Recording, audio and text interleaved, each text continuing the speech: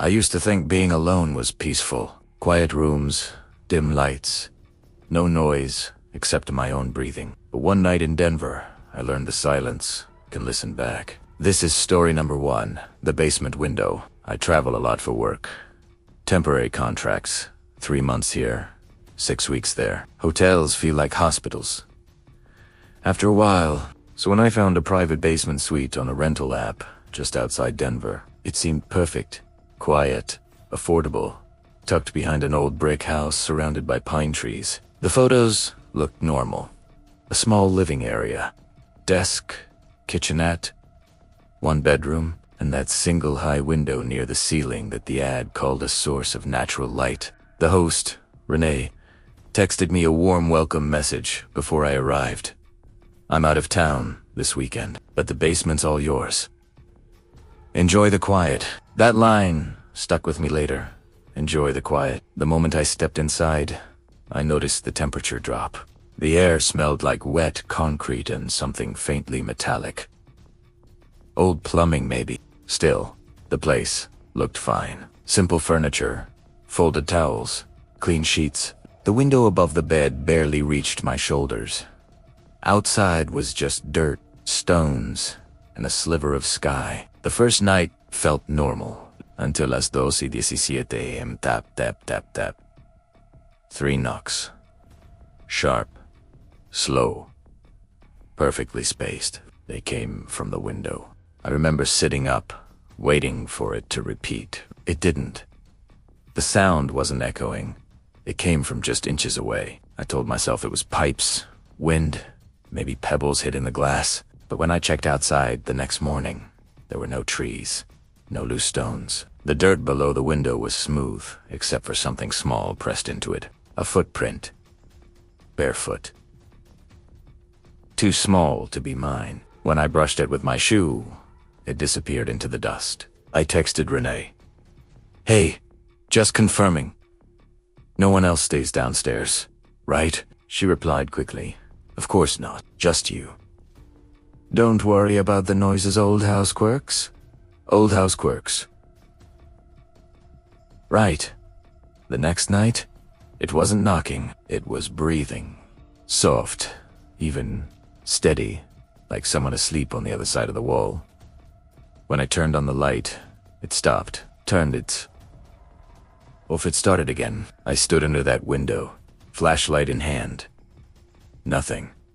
Then I noticed condensation, a faint oval of fog in the lower corner of the glass, shaped like someone's mouth. It faded when I shined the light, then reappeared when I turned it off. I backed away and slept on the couch that night, staring at the reflection of that window in the TV screen until sunrise. I'd had enough. I set my phone to record video, pointing it directly at the window. At exactly 1:48 a.m., something moved. The audio picked up scratching nails dragging slowly down the glass. Then a whisper, a man's voice. Rough. Almost playful. Can I come in now? I replayed it 10 times. It wasn't an echo, not a glitch. It was a person. I ran upstairs to the exit, but when I opened the door, there was no stairway leading up. Just a boarded frame, like someone had built a wall behind it. The panic set in hard. The air felt thinner down there, like the room itself was closing around me. I sat awake until dawn, every light on, clutching my car keys like they were a weapon. When daylight finally hit, I went outside to see the house in full view. Only the top half existed. No sign of a basement window anywhere on the exterior wall. Just brick and foundation, but from the inside, I could still see out. It didn't make sense. I drove to the address listed on the rental receipt, looking for answers. It wasn't a home. It was an empty office building. The receptionist checked the record. No one named Renee owned any property. In fact, the house number I gave her had been condemned 3 years earlier after a fire in the basement. My stomach turned cold. Later that day, I found the address through county archives. An older man named James Weatherby had lived there, a handyman who rented out rooms for extra money. The report said he died in that same basement after becoming trapped during the fire. His cause of death wasn't smoke inhalation. It was dehydration. He'd been alive for days. Rescuers said they found handprints on the inside of the basement window, like he'd been clawing to get out. I didn't know what to believe. Maybe the listing was a scam. Maybe I'd imagined everything. But that night, in my motel room, I played back the video again. At the exact moment the voice said, "Can I come in now?" The camera caught something else. A pale reflection in the glass. Not a face. 2 hands, and pressed between them, a ring of soot. Like burnt fingerprints sliding down the pane. I told myself I'd never go back. But a month later, I did, just to see. The house was gone. Leveled, nothing but an empty lot fenced off with yellow tape. Still, curiosity is a cruel thing. I parked nearby and walked around the edge, flashlight in hand.